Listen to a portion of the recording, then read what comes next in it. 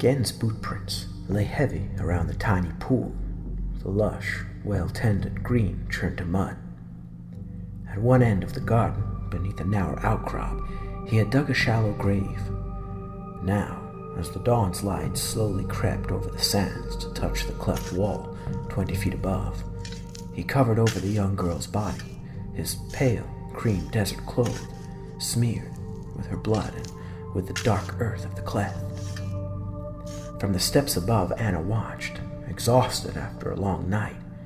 She had done what she could, but the girl had clearly been ill for some months, and the exertions of childbirth had eaten up what little strength remained in her. She had died with a sigh of relief. Even now, in the silence of the dawn, she could hear Gen's howls of anguish, his hurt and angry ranting, could hear the words of blame which, at the time, had washed over her. It was her fault. Everything was her fault. So it was, so it had always been. He turned, finished, and looked up at her, no love in that cold, penetrating gaze. 19 he was, just 19. "Will you stay?" she asked, wearily. His answer was a terse shake of the head.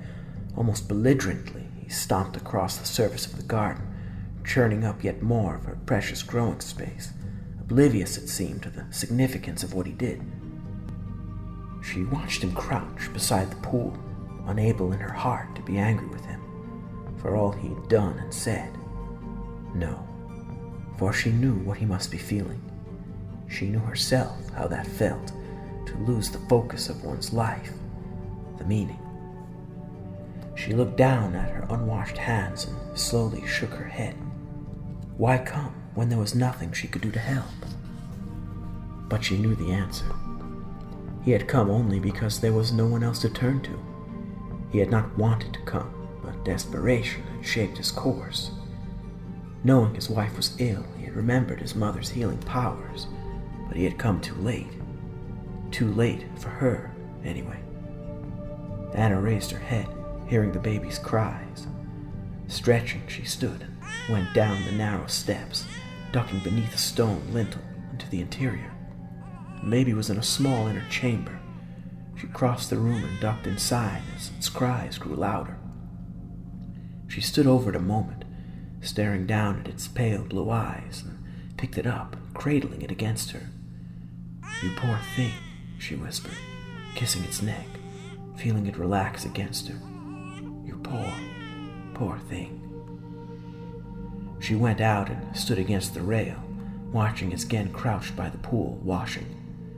She saw how the pool was muddied, its precious liquid sullied.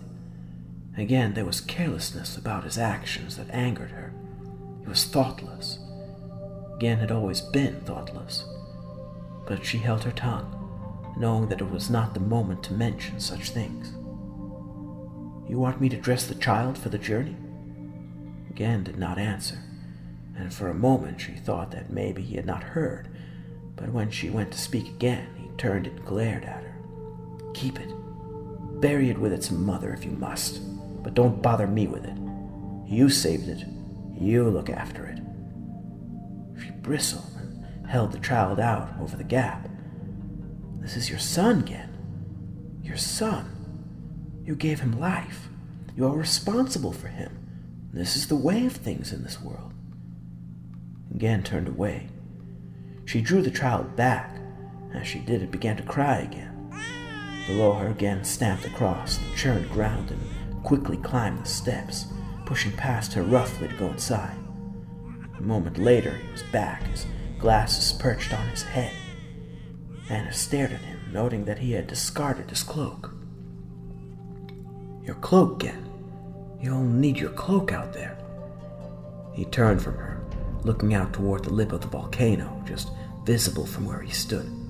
"Keep it," he said, his eyes moving fleetingly across her face. "I'll not need it anymore." His words frightened her, made her fear for his sanity after all that had happened. She stared at the child in her arms, not knowing at the moment what was best. Even so, she was determined he would hold the child once, before he went. She made to give the child again, but he brushed past her and stepped out onto the rope bridge. In a moment, he was gone. "But you didn't even name him," she said quietly, holding the baby tight against her. "You didn't even name him."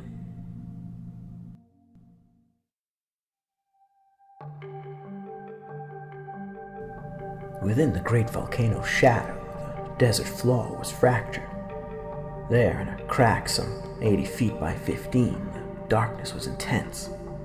The casual eye might, indeed, have passed on, thinking it no more than a natural feature, but for the strange lip, a wall of stone some 5 or 6 feet high that surrounded it. For a moment all was still, then a tall, cloakless figure climbed up onto the lip of the cleft wall, stepping out into the dawn light. All was silence, as silence as only such desert places possess. In the cool of the desert dawn, a mist rose from the warm heart of the volcano, wreathing it in a faint, mysterious veil. Anna watched as the tall, cloakless figure climbed the volcano's slope, the mist swirling about him, concealing, then revealing him again. The heavy lenses he wore gave his head a strange yet distinctive shape. For a moment he stood there, his head turned, looking back at the dark gash of the cleft a mile below him, his tall, imperious shape, backlit by the sun that bled through the shifting layers of haze. Then, with a dreamlike slowness, like a specter stepping out into nothingness, he turned and vanished.